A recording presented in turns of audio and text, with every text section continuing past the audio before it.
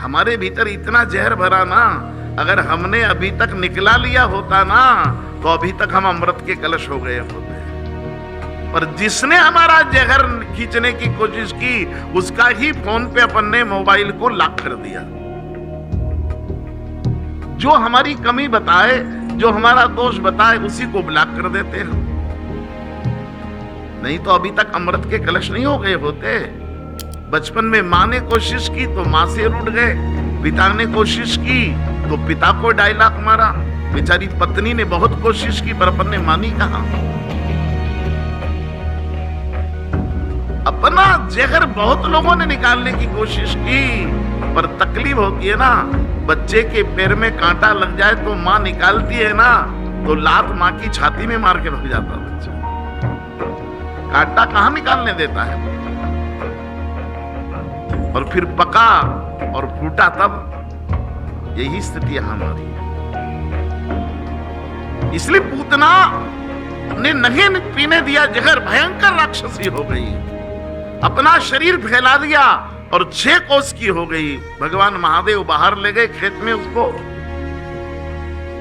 और कहा मैं तो पीकर छोड़ूंगा, और पूरा जहर पी लिया। और तब भगवान बालकृष्ण ने थोड़ा सा दूध पिया और पूतना का उद्धार कर दिया। और पूतना धड़ाम से गिरी है, इतनी जोर से आवाज आई कि पूरा गोकुल कांप गया। सारे लोग दौड़े, देखा नंद बाबा के भवन के पीछे जो जंगल था उसमें 6 कोस की पूतना पड़ी है, और उसके पार्थिव शरीर के ठीक मध्य में भगवान खेल रहे हैं। भगवान उसकी डेड बॉडी से उतरे नहीं, ऐसा भागवत कह रही है। भगवान उसके वक्षस्थल पर खेल रहे थे। भगवान से पूछा आप इस अपवित्र शरीर से उतरे क्यों नहीं? बोले नहीं नहीं, शव को अपवित्र नहीं कहना। बोले क्यों?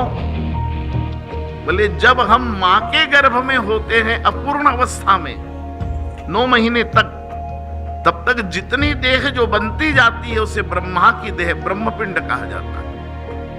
आप में से बहुत लोग ने ब्रह्म जो उत्तर कार्य किए होंगे वो किए होंगे। उत्तर कार्य में 3 पिंड होते हैं, ब्रह्मपिंड, विष्णु पिंड और रुद्र पिंड। नारायण बलि के प्रसंग में सब आता है। तो नारायण बलि में 3 पिंड हैं, ब्रह्मपिंड, विष्णु पिंड और रुद्र पिंड। तो जब तक शरीर पूर्ण निर्मित नहीं होता है तब तक ब्रह्मपिंड के रूप में हम मां के गर्भ में रहते हैं। जब जन्म ले लेते हैं तो प्राणवंत जो जीवन रहता है वो भगवान शिव का स्वरूप होता है। लेकिन जैसे ही प्राण चले जाते हैं तो जो केवल पार्थिव शरीर रहता है वो पार्थिव रूप भगवान विष्णु का रूप होता है, क्योंकि पृथ्वी का मालिक कौन है? विष्णु है। समुद्र वसने देवी पर्वत स्तन मंडले विष्णु पत्नी नमस्तुभ्यम पादस्पर्शम। तो पार्थिव जो शरीर है वो विष्णु रूप है। इसलिए भगवान ने कहा कि ये जो पार्थिव शरीर पूतना का ये मेरा ही स्वरूप है, तो मेरे स्वरूप पर मैं ही विराजमान न रहूंगा तो कौन रहेगा। और इसलिए कहा गया कि पार्थिव शरीर को का अपमान नहीं करना चाहिए। इसलिए आज भी भारतीय सेना दुश्मन के शव का भी अपमान नहीं करती। ये हमारी परंपरा भारतीय सेना की। हमने दुश्मनों के शव भी ससम्मान पूर्वक लौटाए। झगड़ा जिंदे से है, झगड़ा मरे से। पार्थिव शरीर विष्णु रूप होता है।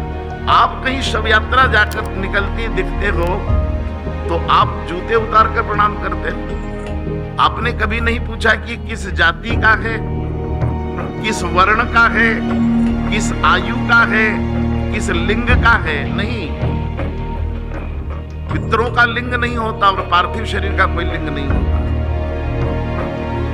पितृ भी पितृदेव कहलाते, मातृदेव थोड़ी कहलाते। वो पुरुष एक ही लिंग है उनका। इसलिए मुझे कहीं कहते दोनों कपड़े रख दीजिए, मुझे माना थोड़ी पितृ के दोनों कपड़े। पर पितृ का लिंग नहीं होता, आप जो रख दोगे स्वीकार कर लेंगे। और इसलिए विष्णु रूप हैं, इसलिए पार्थिव शरीर को विष्णु रूप मानकर प्रणाम किया गया। हमारे यहां जो सगुन शास्त्र है, उन सगुन शास्त्र में कहा गया कि दूध दही का भरा पात्र मिल जाए तो शुभ है, बछड़े सहित गाय मिल जाए तो शुभ है, माँ की गोदी में बेटा बेटी हो तो शुभ है, अगर तिलक लगा ब्राह्मण मिल जाए तो शुभ है, विद्यालय जाता हुआ विद्यार्थी मिल जाए तो शुभ है।